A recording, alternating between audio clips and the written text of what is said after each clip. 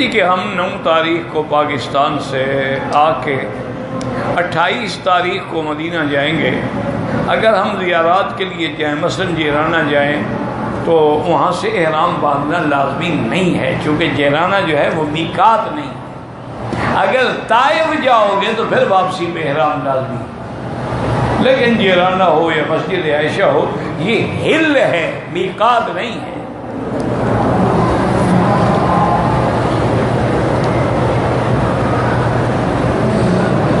کہتے جی کہ کیا اسلام ہمیں اجازت دیتا ہے کہ ہم اپنی بیٹی کو ہاسٹل میں ٹھہرائیں اور تعلیم دلائیں، دینی ہو یا دنیاوی؟ میرا بھائی، تعلیم سے اسلام نے منع نہیں کیا ہے، لیکن شرط یہ ہے کہ کیا ہاسٹل میں لڑکیوں کی عزت کی حفاظت کا انتظام ہے تو رہ سکتی ہے، کوئی مسئلہ نہیں. اور اگر نہیں ہے تو پھر آپ ہاسٹل میں نہیں ٹھہرا سکتے. اچھا، ہاسٹل میں چلو، اگر تعلیم ہی مخلوط ہو کہ لڑکے لڑکیاں اکٹھے بیٹھ کے پڑھیں، پھر ہاسٹل میں پہرے دینے کی کیا ضرورت پڑے گی؟ وہ تو آگ اور کپاس کو تو نے اکٹھے بٹھا دیا تو آگ تو لگے گی. اس لیے تعلیمی اداروں میں لڑکیوں کے لیے الگ ہو، لڑکوں کے لیے الگ ہو. جیسے کہ سعودی عرب میں ہیں، لڑکیوں کے باقاعدہ یونیورسٹی ہیں، لڑکیاں ایم اے کرتی ہیں، پی ایچ ڈی کرتی ہیں، بڑی بڑے انہیں اعزاز حاصل کیے ہیں، لیکن لڑکیوں کی یونیورسٹی الگ ہے اور لڑکوں کی یونیورسٹی الگ ہے. اچھا، بعض مضامین ایسے مشکل ہوتے ہیں کہ ان کے پڑھانے کے لیے کوئی لڑکی عورت نہیں ملتی، لیکچرار، پروفیسر، اور لازماً مرد کو پڑھانا پڑتا ہے. اس کے لیے بھی حکومت سعودیہ نے انتظام کیا ہے کہ یونیورسٹی سے باہر ان کا ٹیلی ویژن اسٹیشن ہے اور وہیں وہ بیٹھ کے درس دے گا. ہر لڑکی کے سامنے مائکروفون ہے، وہ سن رہی ہے، اگر سوال کر رہے وہیں سے اسے شکل نہیں دیکھے گی، وہ بھی دور بیٹھا ہوا ہے. انتظام. اچھا، اسی طرح ہر لڑکی کا کارڈ بنا ہوا ہے کہ تیرا ولی الامر کون ہے، تمہاری گاڑی کا نمبر کیا ہے، ڈرائیور کا نام کیا ہے. اور وہ جائیں گے، وہ باہر سے کھڑے ہو کے بتائے گا اپنی بیٹی کا نام، پھر وہ اسپیکر پہ کہے گا کہ فلاں بچی، تو وہ تب باہر آئے گی کہ اس کا باپ یا بھائی اس کو لینے کے لیے آیا ہوا. تو اگر یہ انتظام کر سکتے ہو بالکل پڑھاؤ، کوئی منع نہیں. اور اگر تم نے انگریزوں کی طرح مخلوط تعلیم کو پڑھانا ہے، یعنی لڑکیاں بھی کٹھے اور لڑکے بھی کٹھے اور کوئی بالکل سامنے آمنے بیٹھے ہیں، کوئی بالکل ساتھ بیٹھے، تو پھر پڑھانا شرعی لحاظ سے ناجائز.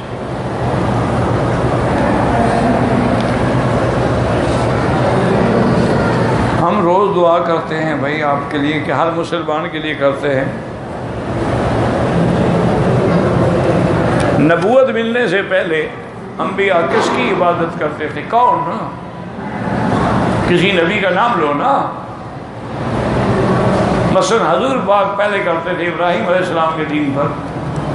دین ابراہیم بھی موجود تھا، دین عیسیٰ بھی موجود تھا. اگر نہ بھی ہو تو اللہ کی توحید کا تعلق تو عقل سے ہے.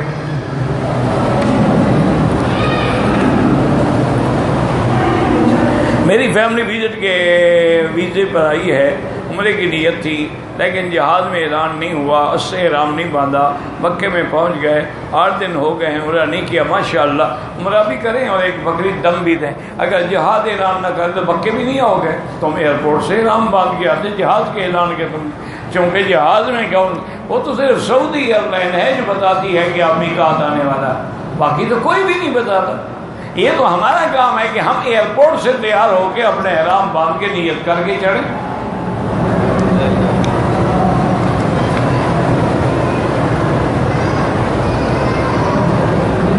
کہتے جی کہ ہوٹل کے کمروں میں ٹی وی لگا ہے، اس پر حرم کی نماز دکھا رہے ہوتے ہیں، تو وہیں کھڑے ہو کے ہم پڑھ رہے ہیں. ماشاءاللہ پاکستان میں بھی ٹی وی کھولو تو نماز نظر آ جائے گی، ادھر آنے کی ضرورت کیا تھی؟ اب ایمان سے کہ یہ حاجی ہے جو ہوٹل میں ٹی وی کے پیچھے نماز پڑھنا چاہتا ہے، یعنی اس کے پاؤں میں مہندی لگی ہوئی ہے. یاد رکھو، خدا آنے نہیں دیتا، یہ نہیں کہ تم نہیں آ سکتے، کہ یہاں آنے کے بعد بھی اگر جماعت سے محروم ہو تب اگر کہیں خدا ناراض ہے گھر نہیں آنے دیتا.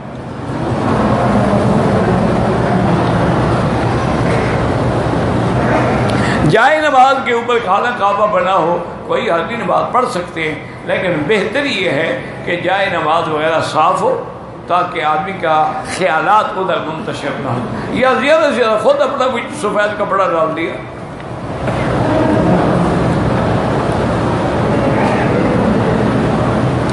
بچی کی شادی جو ہے اس کا ولیمہ، بچے کی شادی ولیمہ تو خامد کرے گا، بچی کا کیا تعلق ہے ولیمے سے؟ نہیں، بچی کا تو کوئی تعلق نہیں نا ولیمے سے، ولیمہ شوہر کرتا ہے جس کی شادی ہے۔ اچھا، لڑکی والے جو کھانا دیتے ہیں وہ تو کھلانا بھی حرام ہے، کھانا بھی حرام ہے۔ لڑکی والوں کی طرف سے کھانے کا کیا مطلب؟ لڑکی بھی دیں کھانا بھی کھلائیں، ماشاءاللہ اچھے شریف لوگ ہیں، لڑکی بھی لے رہے ہیں کھانا بھی ان کا کھا رہے ہیں۔ ولیمہ جو ہے وہ بھی میاں بیوی کے ملنے کے بعد دوسرے دن ہو یا تیسرے دن ہو، یہ تھوڑا ہے کہ پہلے ولیمہ ہو جائے۔ اپنے قبیلے کو، عزیز و اقارب کو بلائیں، لاکھ دفعہ بلائیں، اسے بلانے میں تو کوئی منع نہیں ہے۔ قیامت والے دن اللہ تعالیٰ بندے کا نام جو ہے اس کے والد کے نام کے ساتھ ہوگا یا والدہ کے نام کے ساتھ؟ والدہ کے نام کے ساتھ کیوں؟ کہ اس کا باپ نہیں ہے، وہ حرامی ہے؟ کیا خیال ہے آپ؟ والدہ کے نام کے ساتھ تو صرف عیسیٰ ابن مریم ہوں گے بس، باقی سب ادعوہم لآبائہم، باپ کے ساتھ پکارے جائیں گے۔ یہ پتہ ان لوگوں نے کہاں سے مسئلہ گھڑ رکھا ہے۔ ڈرائیور کی رہائش جدہ میں ہے، ٹرالر ڈرائیور جدہ سے ریاض دمام سفر کرتے ہیں، ریاض دمام میں میرا بھائی گزارش یہ ہے کہ جہاں اس کا رہائش ہے، گھر ہے، رہتا ہے، وہاں تو نماز پوری پڑھے گا، باقی سفر میں نماز کا اثر پڑے گا، چاہے مہینہ سفر میں رہے چاہے سال سفر میں رہے۔ دیکھا نہیں بحری جہاد والے لوگ 6 مہینے سفر میں ہوتے ہیں۔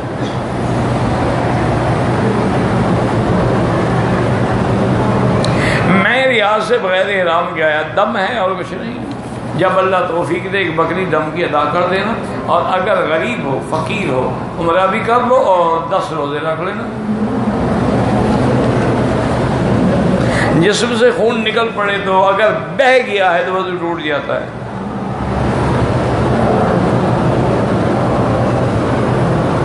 قبروں پہ جو لوگ سبز پتے رکھتے ہیں یا پھول رکھتے ہیں بالکل ناجائز ہے۔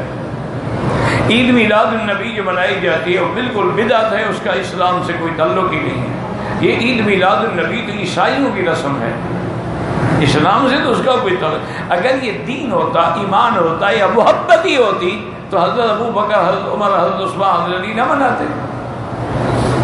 تمہیں 1400 سال کے بعد زیادہ محبت ہو گئی ہے۔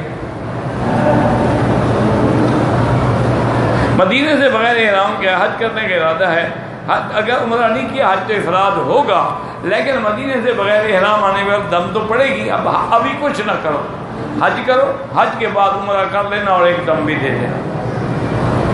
حج افراد ہوگا، حج کی بکری تمہیں نہیں رکھنی پڑے گی۔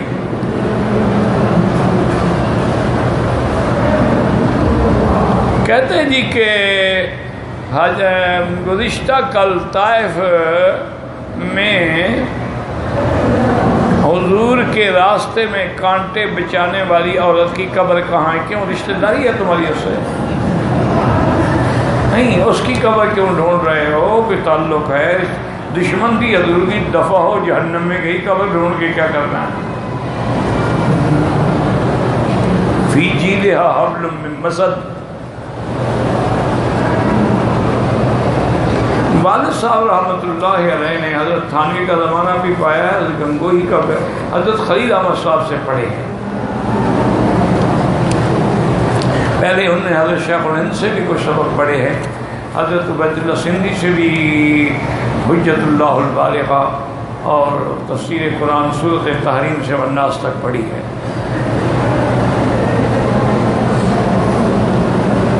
ایک آدمی عمان میں ہے اور وہ زیدی فرقے کے پیچھے نماز پڑھتا ہے، وہ نماز تو نہیں ہوتی، باقی اللہ رحمت کرے۔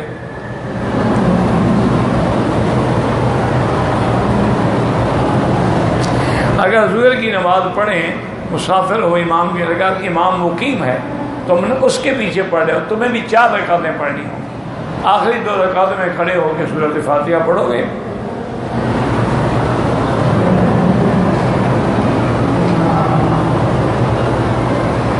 ایک آدمی پاکستان گیا چھٹی پہ، واپسی پہ اس کا عمرے کا ارادہ بھی تھا، لیکن احرام جو ہے وہ سامان میں چلا گئی، اس پر دم پڑ گئی، عمرہ بھی کرے دم بھی دے۔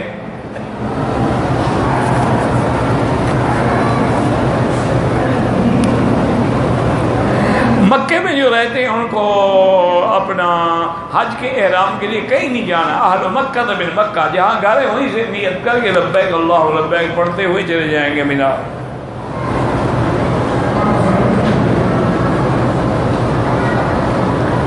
بہرحال گزارش یہ ہے کہ اگر مرد ہے یا عورت ہے، اس کو پیشاب کے قطروں کی بیماری ہے اور وہ رکتے نہیں ہیں، تو لازمی بات ہے کہ نیچے وہ کوئی پیڈ وغیرہ باندھے اور ہر نماز کے لیے وضو کرے۔ مثلا مغرب کے لیے جو وضو کیا ہے اب وہ عشاء تک کافی ہے، نفل پڑھے، طواف کرے، قطرے گرتے رہیں، کوئی بات نہیں۔ عشاء کا وقت جب آئے گا پھر وضو کرے گا۔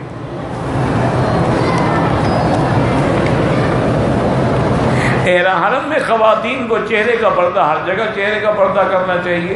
بی بی عائشہ جیسی پاک بی بی ہو اور سرکار دو عالم کا زمانہ ہو اور سرزمین حرم ہو، وہ بھی فرماتی ہیں کہ اذا حاضین الرجال سدلنا علی وجوہنا، جب آدمی قریب آ رہے ہوتے ہم فوراً کپڑا اپنے چہرے پہ ڈال دیتے ہیں۔ چہرے پہ پردہ تو ضروری ہے، یعنی جہاں قرآن اترا، جہاں حکم آیا، جہاں پیغمبر آئے، وہاں آ کر تم بے پردگی کرتی ہو۔ احرام میں کپڑے کا پردہ جو ہے کھلا ہوگا، لیکن آگے کپڑا لٹکا دے، چہرے کو نہ لگے، یعنی نقاب نہ یہ تو نہیں کہ چہرہ کھلا کر کے پھرتی رہے۔ کہتے جی کہ طواف میں عورتیں اور مرد اکٹھے ہوتے، کوئی آپ کے پاس حل ہے تو لکھ کے حکومت کو بھیج دیں، آپ اپنی تجاویز بھیج دیں، اس پہ وہ غور کریں گے۔ حجر اسود کی طرف ایک ہاتھ سے اشارہ کریں تو جائز ہے، اور دو سے کریں تب بھی جائز ہے، کیونکہ بعض علماء کہتے ہیں کہ اشارہ بوسے کے کیا مقام ہے، تو جب آدمی بوسہ دیتا ہے دونوں ہاتھ رکھنے پڑتے ہیں، لیکن اگر ایک سے بھی کریں وہ جائز ہے، کوئی مقصد تو اشارہ ہے، تعمیل حکم ہے۔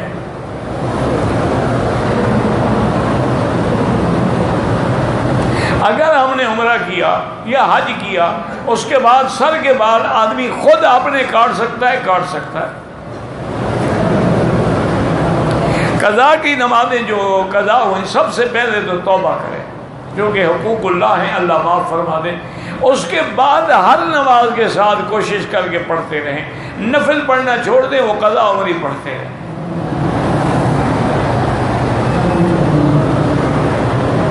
نماز جنازہ میں سورۃ فاتحہ حنفی مسلک میں ہوتی ہی نہیں، بس ثنا، اس کے بعد درود اور پھر دعا۔ اور جن ائمہ کے نزدیک فاتحہ وہ ثنا نہیں پڑھتے، فاتحہ ہی پڑھتے ہیں بس۔ یہاں ہوٹلوں میں گوشت جو ہے وہ کفار کے ملکوں سے آتا ہے تو نہ کھایا کرے نا، جب تمہیں اتنا پتہ ہے پھر مسئلے پوچھنے کی کیا ضرورت ہے؟ کافروں کا کیا اعتبار ہے کہ تمہارے لیے وظیفے کر کے بھیجیں گے؟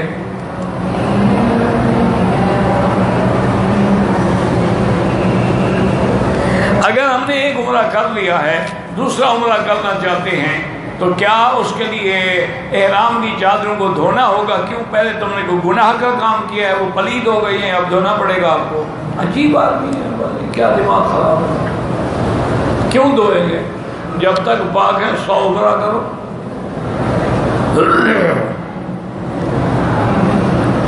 اگر کسی نے عرفات والے دن خطبہ نہیں سنا، کوئی بات نہیں، سنت ہے سنے، ورنہ اگر وہ دور ہے بیچارہ مسجد نہیں پہنچ سکا، ورنہ یہ ہوتا ہے کہ ہر کیمپ میں وہ ریڈیو کھول لیتی ہیں تو اس پہ خطبہ آ رہا ہوتا ہے، سننا چاہو تو سن سکتے ہو۔ اگر تم نے وہاں بھی انشاءاللہ چاولوں پہ لڑنا ہے اور کھانے پینے پہ لڑنا ہے تو پھر نہیں سن سکتے، کیونکہ اس دن بھی حاجی ماشاءاللہ اسی فکر میں ہوتا ہے کہ کھانا لیٹ ہو گئی یار، ہمارے جو چاول ملے اس میں بوٹیاں بڑی کم تھیں، ان کو یہی فکر ہے۔ انا للہ و انا الیہ راجعون۔ فضائل حج کے لیے کون سی کتاب ہے؟ ایک کتاب ہے، سینکڑوں کتابیں، کوئی لے لو۔ ملتان سے آئے ہیں، جدہ سے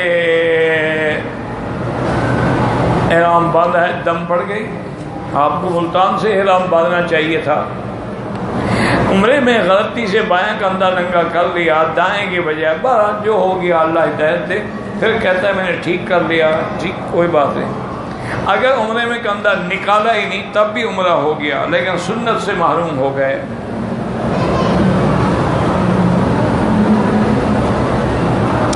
جب ہم نے تمتع کا یعنی عمرہ کر لیا ہے، اب ہم مکے میں رہ رہے ہیں تو لبیک پڑھنا ہے؟ بالکل نہیں۔ اب تو جب 8 کو احرام باندھیں گے حج کا، پھر لبیک پڑھنا شروع کریں گے۔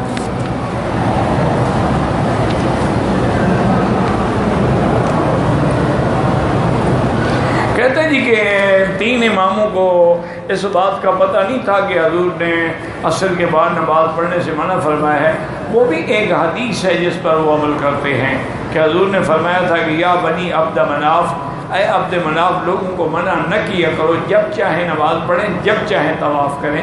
تو وہ اس حدیث مبارک سے، وہ بھی ان کی بھی دلیل حدیث ہے، خود یہ نہیں کہ ان کو پتہ نہیں تھا، پتہ تھا، لیکن اس حدیث مبارک کو اسی طرح ایک حدیث میں ہے کہ حضرت ابی ذر نے کہا من یعرفنی فلیعرفنی ومن لم یعرفنی فلیعرفنی الآن انا ابی ذر جندب بن دعامہ، جو مجھے پہچانتا ہے پہچانتا ہے، جو نہیں پہچانتا پہچان لو میں ابی ذر ہوں۔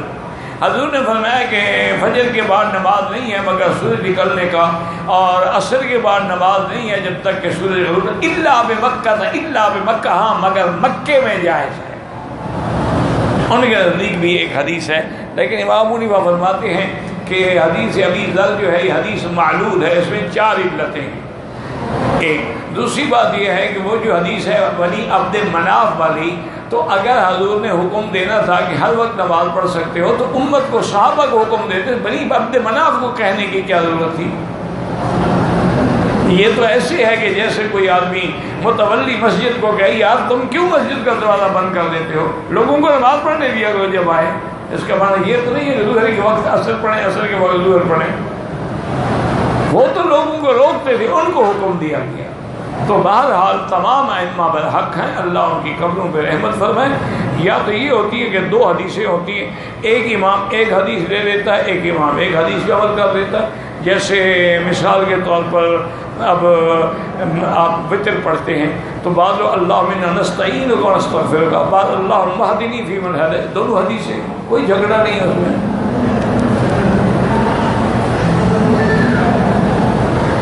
ریاض کے حج کے لیے آئے ہیں، ہم نے احرام نہیں باندھا، ابھی حج کرو، حج کے بعد عمرہ بھی کرنا ہے، ایک دم بھی دینا، کیونکہ آپ کو احرام باندھنا تھا، وہ میقات ہے۔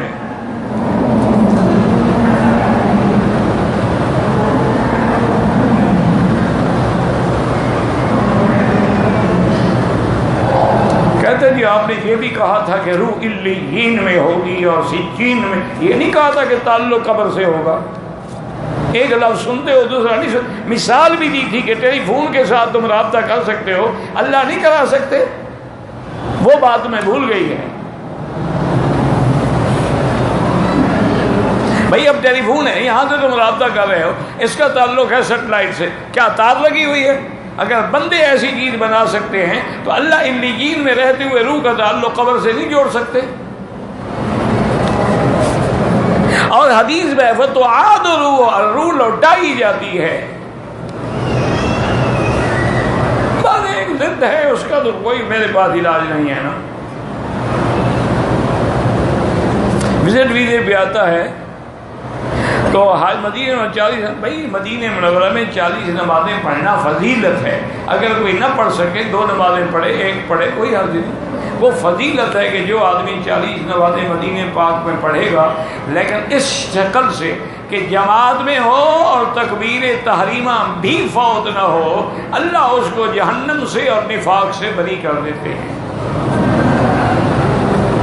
میرا بھائی بیمار ہے، اللہ سب بیماروں کو شفا عطا فرما۔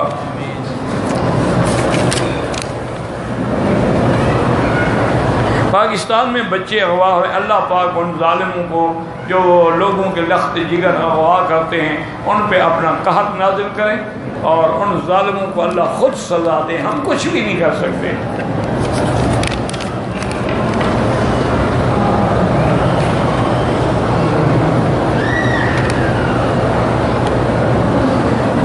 ہسپتال والوں سے زکوٰۃ کے پیسے، ہاں زکوٰۃ کے پیسے کہ اب میرے حالات ٹھیک ہیں، میرا بھائی کا، بھائی زکوٰۃ کے پیسے ماں کو تو نہیں دے سکتے ہو، بھائی کو دے سکتے ہو، بہن کو دے سکتے ہو، ماں کو یا نانی کو یا باپ کو یا دادے ان کو نہیں دے سکتے، ان کا تمہارا مال ہی ان کا ہے، ان کو بھی زکوٰۃ دو گے؟